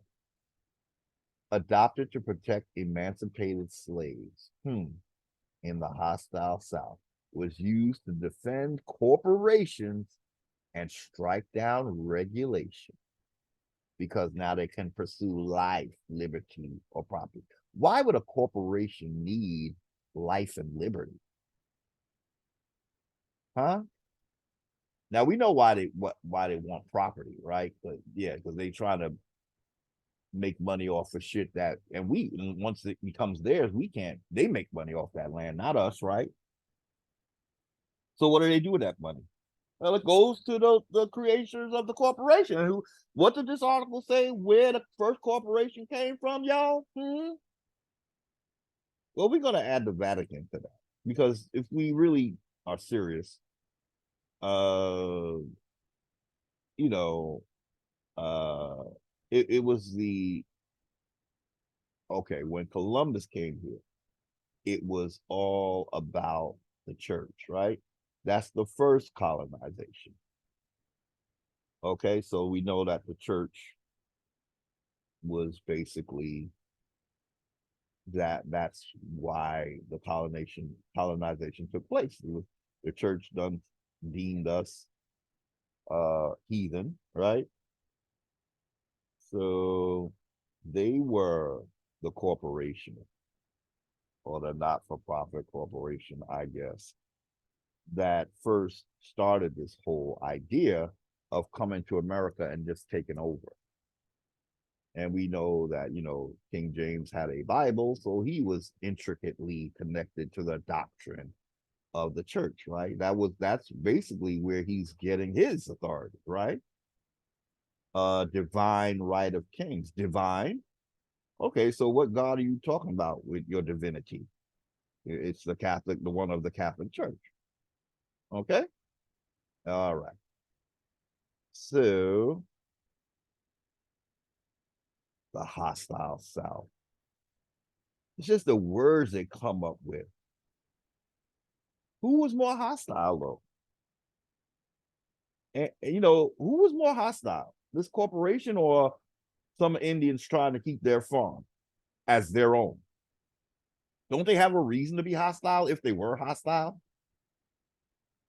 Because their land was being taken, right? That's why they didn't want their kids to be emancipated, because they knew that they definitely have trouble upkeeping their farms, right?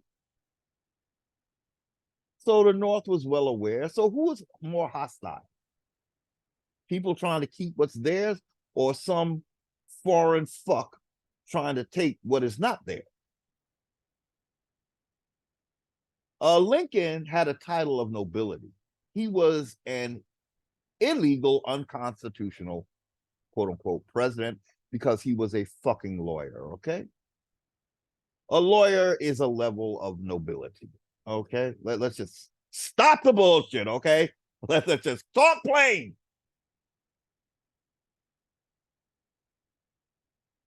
Free trade. Unchecked capitalism ran rampant. And by the end of the 19th century, railroad tycoons and robber barons were in charge of monopolies and cartels.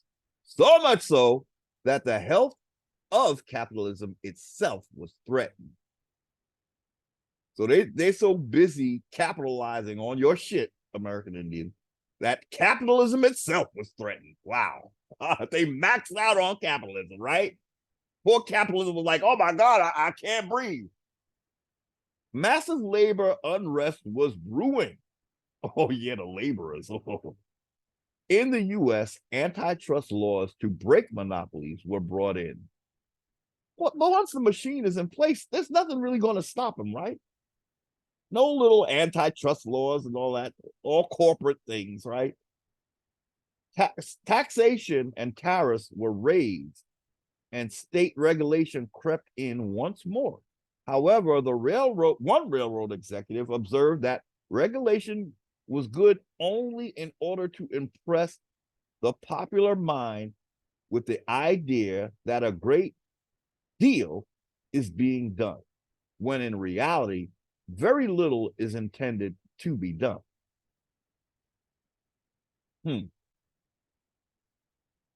Okay. Unchecked capitalism ran rampant. And by the end of the 19th century, railroad tycoons and robber barons, that's a title of nobility, y'all, right? Were in charge of monopolies and cartels. So the corporation is being basically run by robber barons, and they were monopolies and cartels. So much so that the health of capitalism itself was threatened. Massive labor unrest was brewing. Well, that model is still in place, right? Laborers don't really benefit. That's what I can say about that. I still say if you're working for a multi-billion-dollar corporation, why aren't all the workers being why are they all rich, right? If the company you're working for is bringing in that much money, how is it that you're not getting any of it, or so little of it that you might as well be working for a pumping gas, right? If you're working for Amazon, you should be doing very well because they're doing very well. But the corporation is structured so that there is no trickle down, right? The big what do you call it? Investors and the CEOs, they're getting all of that, right? Giving themselves a payday, but not you. And then you're signing some kind of document that you could be let go at will, right? So you're just working and not gaining anything. You're just like any other slave, right? Working for most likely a foreign entity. Well, a corporation, by definition, would have to be a foreign entity, would you say? It did come, after all, from Europe, as we read, right? Is that why we might not want any corporations in America? Something to think about. If we're going to be a people that are by the people for the people type of government, well, we can't afford to let a creation of a foreigner dominate unless I want to say we would have to revamp it, but I think we should rename it because that's what these nobles do. They rename shit. Like they have the ecumenical authority to do so because they're what? Nobles? Well, for all practical purposes, so are we, right? We're the nobles of our land. How about that? So we should rename shit, give it an American name, right? Yeah. Anyway, massive labor unrest was brewing. I guess because it was like, a lot of disparity between those doing the real work and those just sitting down collecting, right? Because this corporation was their idea, so they should make all the money, not the people who actually have it up and running, right? It was my idea, so why shouldn't I get all the money? You're just working for my idea. Yeah, but your idea would be shit without me, right? Right. Okay. So I need to be compensated, don't I? If you're doing well, I should be doing well. But that's not how corporations work, right? We know taxation and tariffs uh, were raised,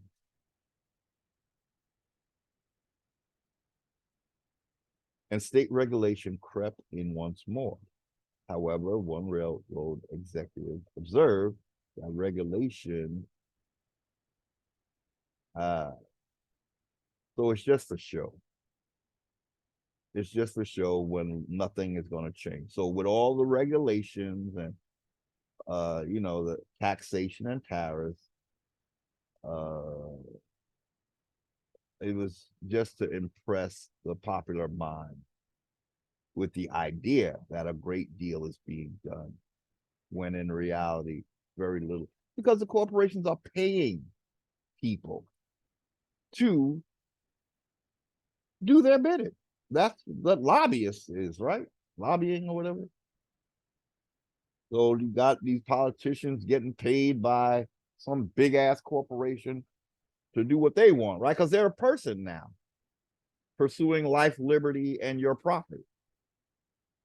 State intervention, the labor movement, the depression of the 1930s, World War II, and the creation of welfare states in Europe all saw the return of state intervention. However, European and US corporations controlled land. US corporations, but they're just the plaything of European interests, right? US corporations, right? Not really, but the US is a European creation, right? United States corporation. It is basically a foreign entity on the land. So, however, European and European corporations controlled land, military forces, ports, and railroads in poorer countries. Hence the name banana republics given to countries like Guatemala, were united fruit-backed and right-wing coup. Huh? Oh, wait. Okay. Hence the name banana republics given to countries like Guatemala, were united fruit-backed and right-wing coup in 1953. Does that sentence make sense? Let's read it again. However, European and European corporations controlled land, military forces, ports, and railroads in poorer countries. Hence the name banana republics, given to countries like Guatemala.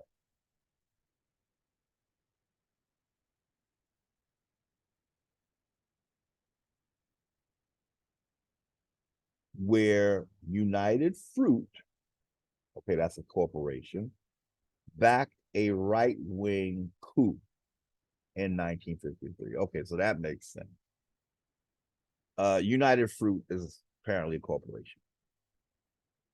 Okay, nevertheless, independence in former Western colonies after World War II led to aggressive protection of their domestic industry in the name of development, as well as restrictions on foreign investment. In the US, social activism in the 1960s pushed forward demands for environmental and labor standards, as well as some breakups of monopolies. All that has been reversed, I would say, come now. Overall, between 1950 and 1980, social welfare provision and state intervention to regulate economic activity were widely accepted as economic orthodoxy. I mean, I read that and I'm just thinking that it sounds like theater because the corporations are still dominating everything. You know, it made us corporations, men and women. It made us corporate entities. So we can't even be Indians because they're not trying to have men and women exist. You know, Indians, they don't want you to exist. They like what they created, which is a Negro. So nothing has really changed. Once they get to the people, they don't have to really change, right? They're not dealing with people. They're dealing with a corporate fiction to take the property from the real life man and woman through the corporate straw man, the all caps version of the man or the woman. So the neoliberal era. In the 1970s, Milton Friedman and his Chicago School economist developed ultra free market ideas based on deregulation and privatization that hark back to the laissez-faire capitalism of the 19th century, hence the term neoliberalism. This was to become the economic orthodoxy of globalization. There's another word that okay.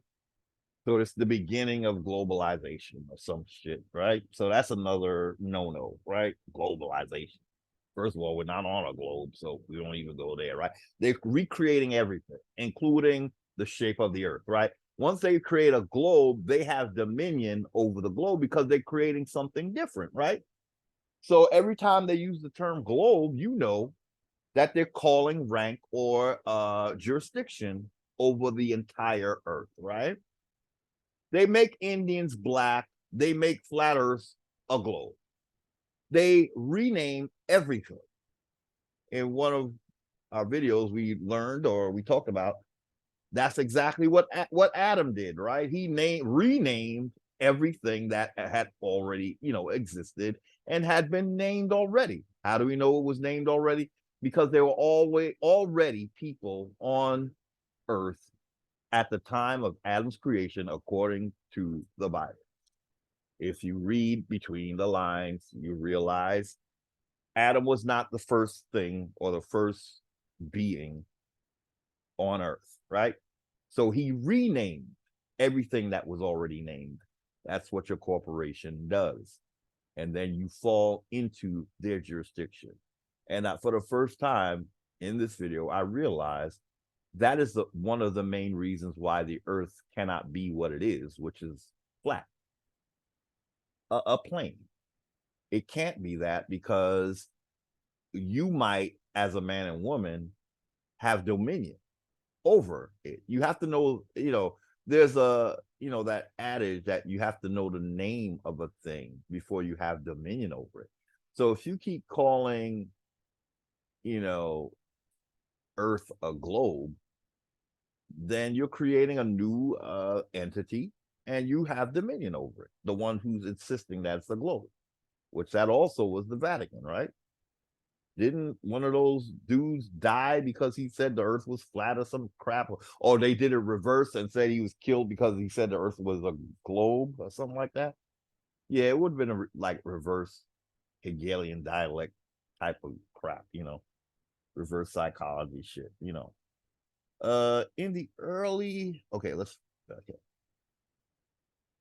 laissez-faire capitalism in the 19th century, hence the term neoliberalism.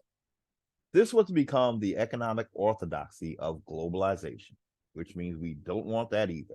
In the early 1980s, the full political resources of corporate America mobilized to regain control of the political agenda and the court system.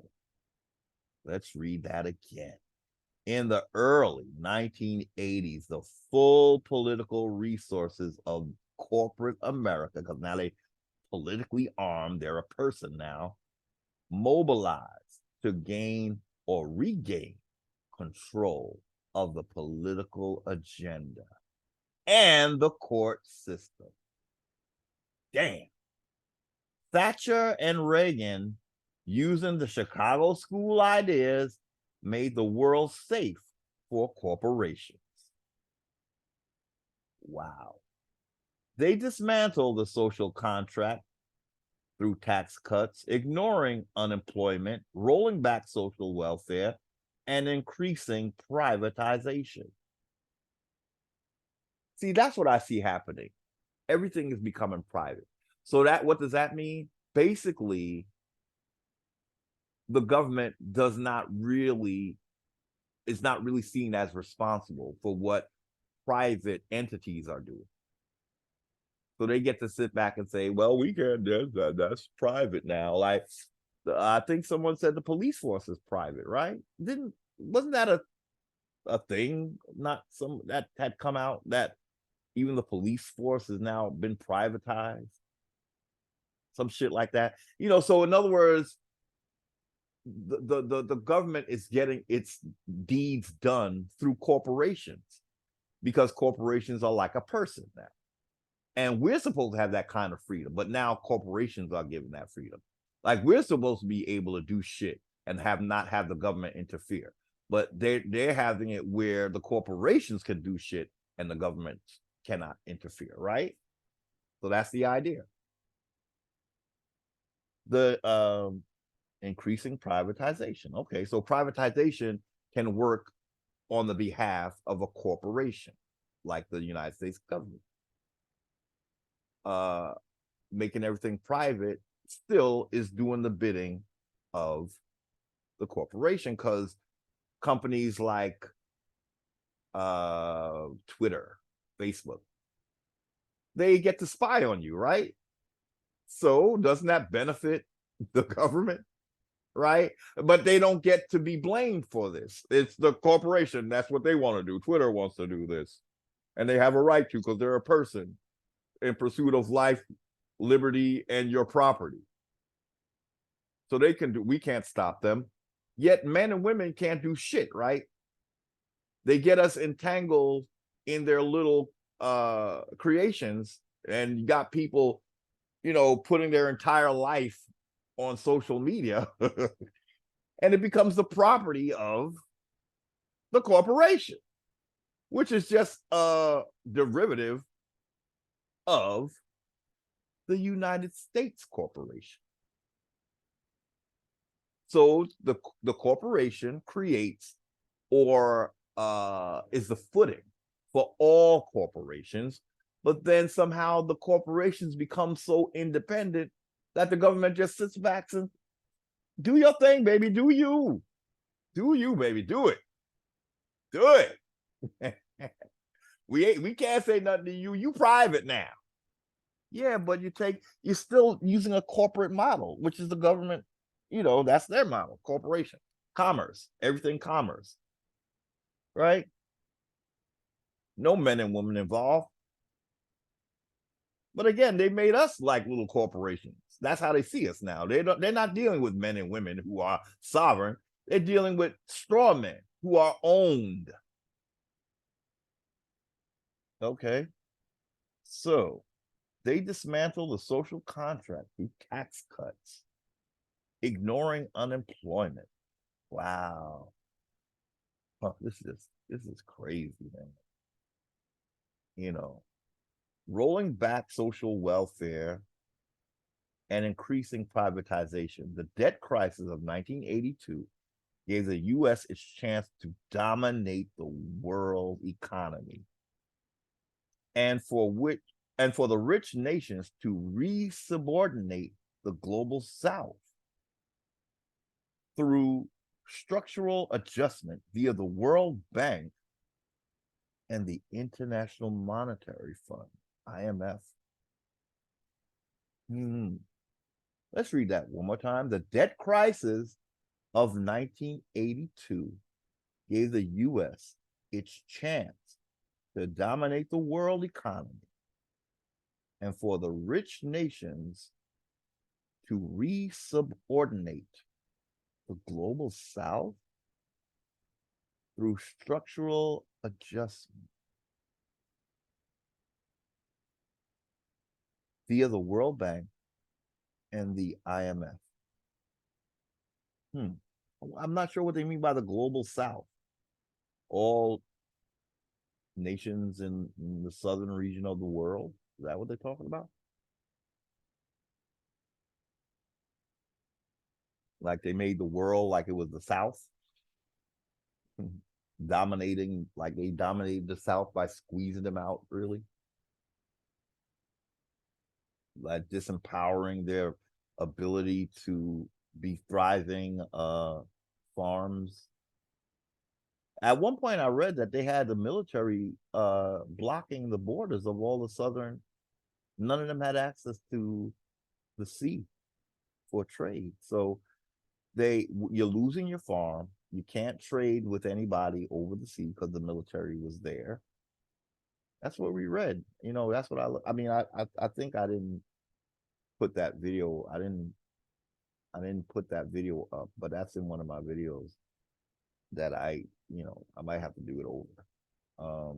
But that's what I saw. There was they showed that the military, the Lincoln had the military, and they showed it was the whole southern coast around Florida, Louisiana, Texas, as well as North Carolina, South Carolina, Virginia, Georgia. It was all military occupied. The military wouldn't know, you couldn't get to your ports.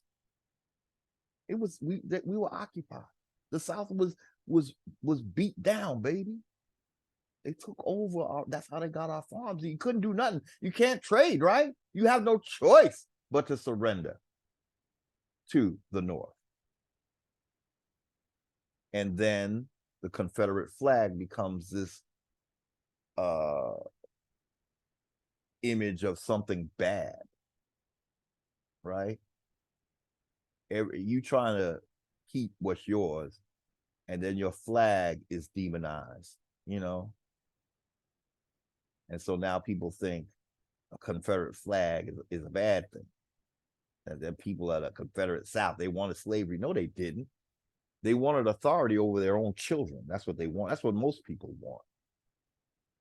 Underage children. Okay. So these were children that were not of the age of consent, right? That's what a corporation can do. It could say you're enslaving your own underage children. And the state can basically, when the child was born, the state took ownership of them anyway. So, with that damn birth certificate shit and all that. Right? So now they're taking emancipating your children from having to work for you. Who do you have now? Then they ship in what was that? Was that why we had to take indentured servants, foreigners who ended up getting our farms still anyway by some law, that if you worked on a farm and you were from a foreign country, it was yours after 6 months or some shit? See? This is what happened to so the entire South should go back to the Indians, right? I mean, that's what would make the most sense. I don't know about the North, but definitely the South, that would have to go back to the Indians, because that's how they got us in the South. That includes Virginia and both Carolinas, okay? And at one point, I saw that all of them had broken away and become part. Virginia was part of the Confederacy, from what I looked at, as well as North Carolina. First it was South Carolina, then North Carolina, then Virginia. And that's where my people were from, Virginia and North Carolina. And we had land there. So I guess we were occupied, right? I got to get the year that happened, but it was like the Lincoln era. President Lincoln, the illegal president with a title of nobility as a fucking attorney, was not supposed to be in office. Okay? The power, this is globalization, the power of transnational corporations is greater than that of many nation states. Did you see that? Did you read that? So now the transnational corporation is greater than that of many nation states. That's what the states in America are, nation states. So the transnational corporate, so Amazon got more power than Virginia state, or even the state of Virginia. Well, the Virginia state is non-existent until people are not United States citizens anymore. Once they, if they're not an Indian, they would have to become a state national for there to be a Virginia state. But right now, all we have is state of Virginia, which, as we said earlier, is a corporate creation created by the District of Columbia to take control of the states that have no men and women running it, no free persons. and no Indians. Definitely no Indians, because now they're black, right? The power, let's read again, of transnational corporations is greater than that of many nation states. And what we learned from Anna is that who had the most sovereignty right after the men and women? It was the state. So for a corporation to now have more power than the state definitely is a problem. The most important battles over deregulation take place at the global level with free trade agreements such as NAFTA and those of the World Trade Organization. So it's not even a state anymore, it's global. In other words, what he just said, the most important battles over deregulation take place at the global level with free trade agreements. Interesting. Such as NAFTA and so basically none of this has anything to do with the Constitution, okay? They have made the corporation so large that the Continental Constitution is just that piece of paper over there, because there are no men and women, literally. There's only corporate inventions. So it just became bigger and bigger and bigger until now the state doesn't even have any say. It's the global entity. So that's like saying Americans don't have any control over their commerce. It's on a global playing field. And we use that word loosely, right? That's their word. They recreated the earth so that they can dominate that. They couldn't really dominate a flat earth, right? They have to recreate the earth to dominate it. So they call it a globe. They're taking jurisdiction over the straw man of the flat earth, which is a globe. The most important battles over deregulation take place at the global level, point blank period. The level of mergers and monopolies are reminiscent of the end of the 19th century. However, now as then, social movements and resistance to unrestrained global capitalism are also growing, questioning the legitimacy of corporate rule. Enter Anna. This is the only woman, the only human being that I know who schooled me so much on the corporation that it's ridiculous. Is that the end of our article? We made it to the end of our article, y'all. And as I said, I'm not going to, put you through this hell, but sources: David Corton, When Corporations Rule the World, Earthscan, London, 1995. That's where they're getting a lot of this from. And that's a positive note to end on. However, now as then, well, it didn't work then, but hopefully it'll work this time. I think it will, to be quite honest with you. People, you have to get in touch with Anna's videos. You don't have to join her. Just learn from her. This is my prayer to American Indians. If we don't, we're going to be eaten up by the corporation. We got to know the beast that we're dealing with. And Anna has a very wide knowledge of the corporate entity. She talks about it so much lately. I was going to play her video, but that's another 2.5 hours that you don't have, right? So we'll do it in another video. I don't even know how long this is, but I know it's lengthy. So we were reading from A Short History of Corporations. In fact, maybe we'll title the video A Short History of Corporations. I thank you for watching. That's the website up there, newint.org. If you want to find this, I should link it. I always talk about linking and stuff, and somehow don't ever do it. But I'm sorry. I'll try. Okay. So we made it through this, and I'm glad we did. I'm sorry if it was a little lengthy, but I do want to do the other slides at some point. Thank you for watching. I hope this was informative. I hope Indians particularly fellow Indians understand why this is the extent we have to go to reclaim our authority. We can't use the slave masters'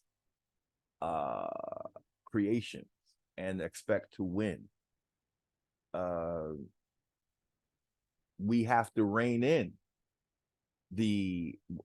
so a corporation can no longer be seen as a natural person. Okay. I think we shouldn't even have it existing, but these are little clues that if we were to continue using this, oh God, I don't even know what to call it, this vampire like entity, we'd have to, really rein in all the power that it took just being a corporation. That's what the government did, basically. It corporatized everything, including people, and land, soil, states were turned into corporate fictions on paper only.